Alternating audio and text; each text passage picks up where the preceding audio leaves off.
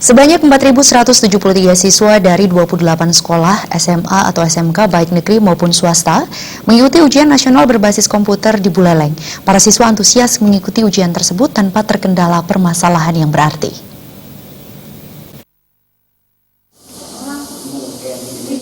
Pantauan tim liputan di SMK Negeri 1 Sukasada, para siswa terlihat sangat serius menjawab soal bahasa Indonesia sebagai ujian di hari perdana.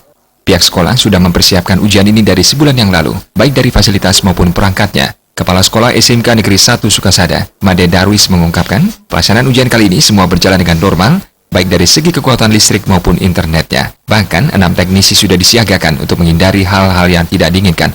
Made Darwis yang sekaligus sebagai Ketua Tim UNBK Kabupaten menambahkan, dari 28 sekolah SMA-SMK yang ada, sekitar 4.173 siswa yang mengikuti ujian UNBK. Saat ini hanya ada 6 sekolah SMA-SMK yang masih meminjam sekolah lain dan sisanya sudah bisa melaksanakan ujian secara mandiri. Pada Kabupaten Buleleng tahun ini tidak ada yang menyelenggarakan ujian berbasis kertas atau pensil, melainkan semua merata menggelar UNBK. Pula karena sekaligus saya selaku Ketua MKKS, saya bisa melaporkan bahwa jumlah SMK yang mengikuti ujian itu adalah 28 SMK, baik itu negeri dan swasta. 173 siswa yang UNBK aja. Yang UNBK saja. Tidak ada UNKP. Tidak ada UNKP, karena itu dipastikan bahwa kita mendapatkan satu sekolah yang mandiri dan sekolah yang meminjam. Jadi strateginya adalah kita meminjam alat peralatan komputer sehingga keseluruhan 28 SMK ini bisa melaksanakan ujian berbasis komputer. Ini dulu.